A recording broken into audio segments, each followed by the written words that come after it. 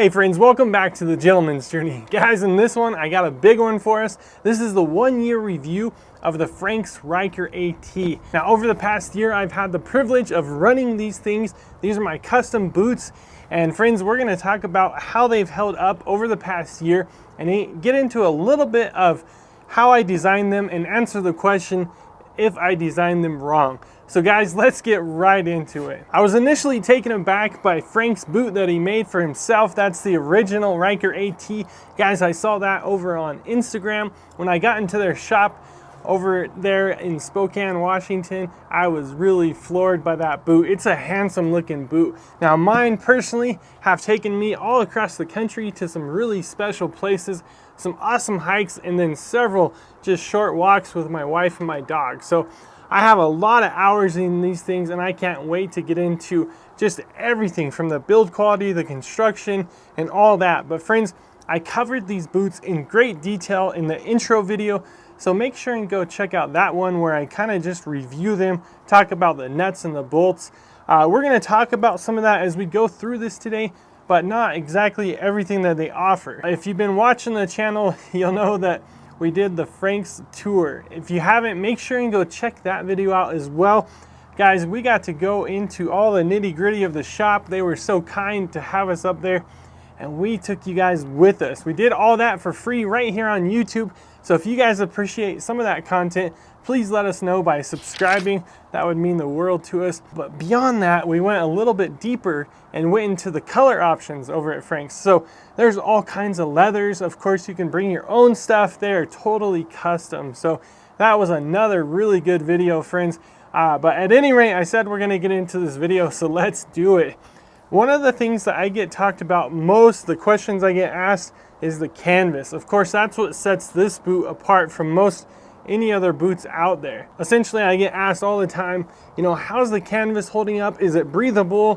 What's it like? Is it strong? Is it holding up after a year? And guys, check it out right here in person. It is looking awesome. So this is really thick, durable canvas. I mean, I really have put these things through their paces, and I gotta say, the thing that sets this boot apart from all the other boots is that canvas. It looks awesome and it's really strong. The thing is, it's encased in leather. So up the heel, all up the sides, it has leather surround. But I gotta tell you, it's so thick and so durable that it doesn't even necessarily feel like it needs it. I feel like the whole upper could be canvas and it would be really strong. At any rate, it's surrounded by all that leather, and so it's held up phenomenally. As far as breathability, you know, I try to focus on paying attention to that, and I gotta tell you, I run warm in general, so if I'm hiking even in the spring or the fall, I don't wear a coat. But in terms of my feet getting sweaty and stuff, I guess I just don't struggle with that because I haven't noticed a huge difference. That said, they're nice and cool and I don't get too hot. But I think undoubtedly it would be more breathable. But keep in mind, it is pretty thick canvas, so it's not gonna be extremely different than leather just because it is so strong and I think it's woven so tightly. Something you can pick up on right away, and if you haven't watched the initial review where I go through these boots, it's an 8-inch boot. So that is something to think about when you're building out your Ryker AT or another boot over at Frank's, is do you need it that tall? So I think for this setup, especially with that lug outsole and that heel, you really do want something that's 8 inches. I think if you have a bottom that's that intense, you're gonna want kind of your ankle area to be that intense as well to match it. I just think they go hand in hand. So I've been really happy about that decision to go 8 inches. In terms of the smooth leather on the upper, I just think that looks fantastic. Of course, I'm not sure if you'd ever want like a rough out tongue or anything like that. I don't know if they offer that, but really just impressed with the whole entire upper. And then the rough out is just incredible. So it is so durable. I've went from the fringe kill tie over back to this curved one, and I'm gonna be going back to the fringe soon. I feel like for me, without getting too crazy with the aesthetics, here you can kind of see some of the rubbing from the old kill tie, but I just think with mine being 11.5, it's kind of long and it looks a little bit plain out there. So I think that kill tie might just take out some of that length and dress it up a bit. But guys, this leather is absolutely phenomenal. I really have put it through its paces. Some really long hikes. I didn't, back down right away. When I got these, I started hiking in them right away. So I had some really long hikes, and I've worked in these boots, and they look, I mean, if I was to brush them a little bit, they would look like they're brand new. That leather is incredibly durable. So I've been really happy with that. In terms of the stitching, guys, the only thing that I talked about in the original video was that you can see the green canvas coming out here. Frank's, they've said that they've fixed that, so if you were to get the Ryker AT, you wouldn't see that coming out the bottom. But other from that, I don't have any loose stitching.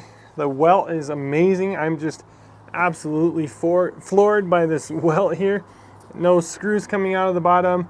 The heel's not coming loose. I mean, the construction on this thing is just, it's different. If you're coming from the off-the-shelf boots, it's just different. It's just so incredible to see the craftsmanship and the quality behind this thing.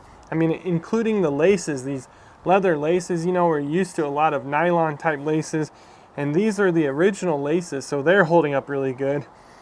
Something I gotta tell you guys while we're talking about the leather, right, wrong, or indifferent, and I think I'm right, I've not conditioned this leather or cleaned it yet. So I've gone through mud, like it's been caked in mud. You wouldn't believe that because I haven't actually cleaned it, and it just looks phenomenal. So I just brush it off.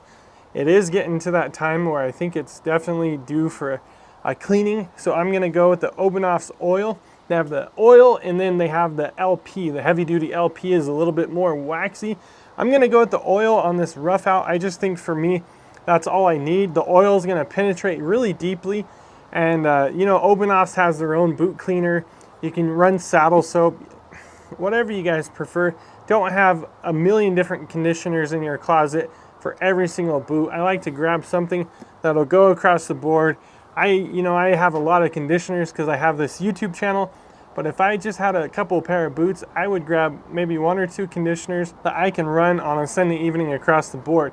The reason I would go again with the liquid on this, kind of the oil base, would be that it'll penetrate deeper, and that's all I need. If this was a winter boot for me, I probably would run the heavy LP. That way it has a little bit more wax and stuff like that, but really I'm just trying to keep the leather conditioned, not necessarily resist like rain and snow and stuff. If I was maybe doing snow every day in these boots, I would, but this isn't necessarily my main winter boot. Of course, if you check back the channel, I got so many boots, and I do have an LL Bean boot, so that's what I would wear. I guess unless maybe I was working heavy duty, then I might grab these. I might grab maybe my whites, something like that. I'm not sure. Again, I don't think the canvas would prevent this from being a winter boot for me. Just throw a good sock on there and you'd be fine. But at any rate, let's get into the outsole.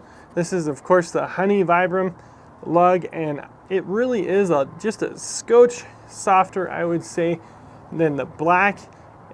Looks like it just came off the shelf. It looks brand new, and I've put mile after mile on these boots in the past year. So for these boots, especially considering I do have a big collection and I have to get through some of my other boots as well, a year's not even really getting into these boots.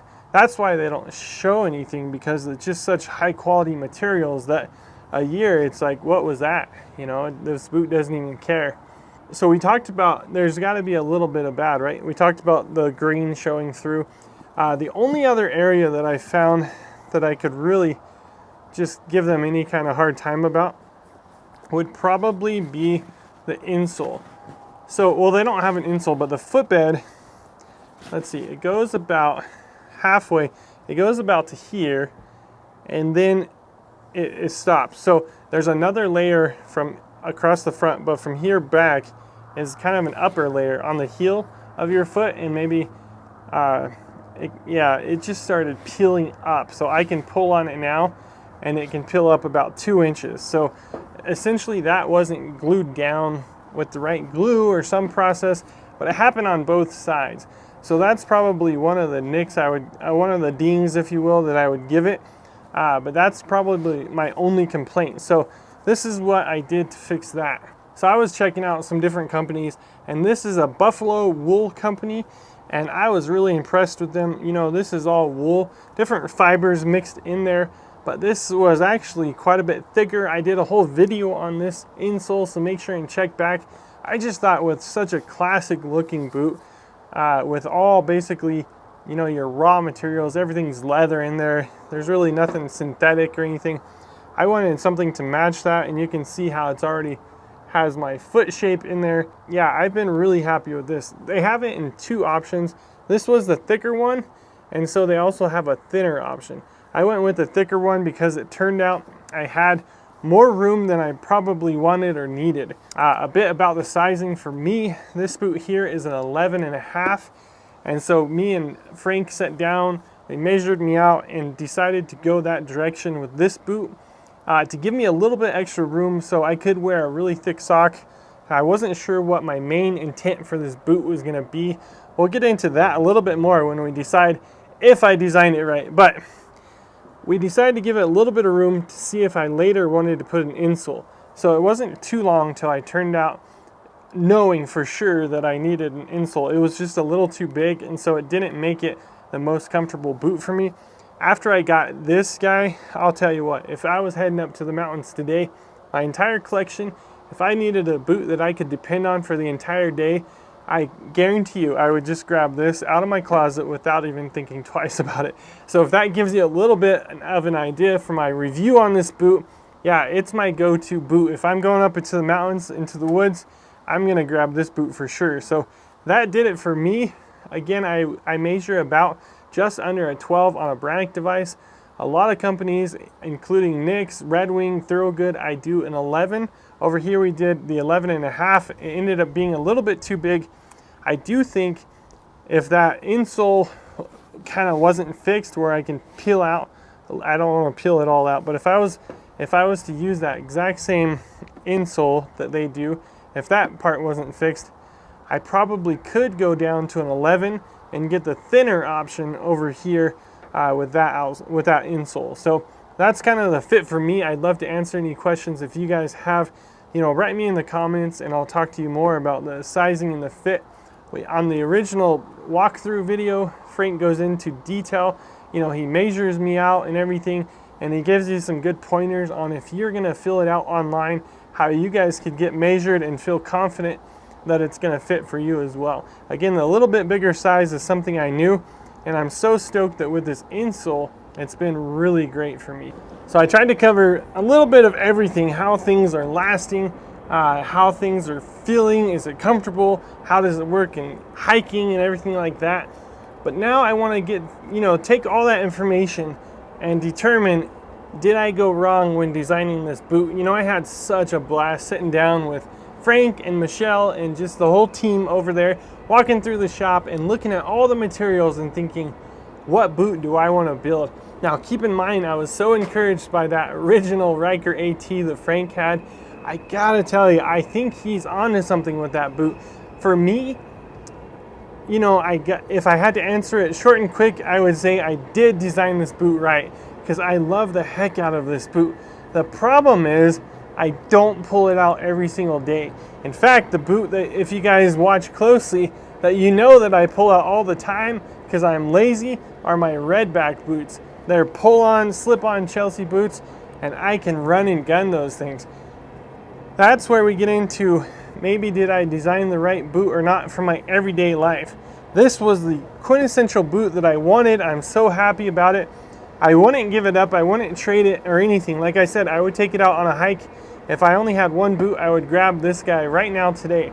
However, what boot I would probably design is pretty much exactly what Frank did with the original Ryker AT. So Frank's original Ryker AT, it's a 6-inch model. So I think that's a little more practical for the daily run and gun lifestyle, just because the extra 2 inches, if you will, gives you a little bit more to lace up, and it's a little bit more like a work boot, something that you're gonna get out and get it done in.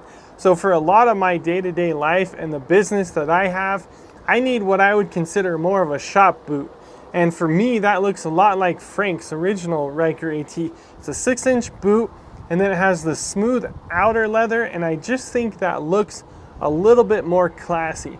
I think for your day-to-day, different sets of pants, different conditions, you know, being out in community, I think that smooth leather is a way to go. Of course, we're still talking about keeping all of the canvas. I do like the green quite a bit. They have a couple colors of the canvas that I just don't care for.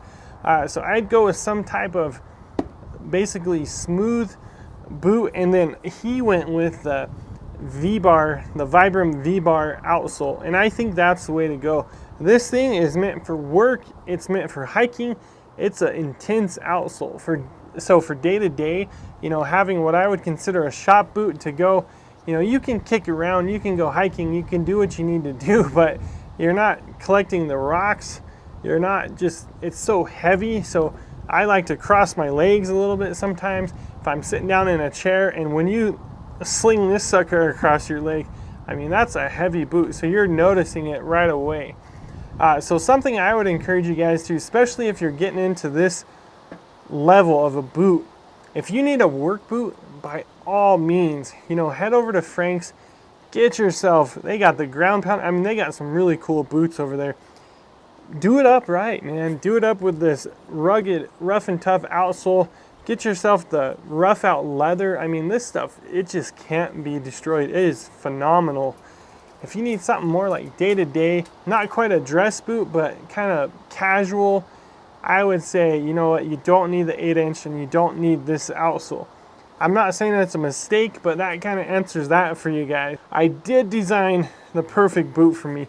Guys, if I was to wake up and get out of bed and have the kind of day that I want to have, it's not going to be in town most likely. It's going to be up in the woods. It's going to be hanging out in the mountains. We're going to be doing something creative. We're going to be hiking, fishing, hunting. I mean, that's the quintessential day for me over here at the Gentleman's Journey. So that's why this remains the perfect boot for me. I would love to know what you guys think about the boot. I know there's a ton of questions, guys. This is one of the first 1-year reviews I think I've seen out there much for Frank's boots. Guys, you gotta get yourself some Frank's. I just love that company. I love the people. I love dealing with them. The options are unlimited, so make sure and check back all the videos. Again, don't forget, I broke from kind of my traditional videos not too long ago, and I took you guys out to the mountains and told you a story about my grandfather. So in that, I said I needed a special boot for a special mission, and I took this guy up there. So we were over in Wyoming and just had a blast. That's a good one too if you guys get a chance.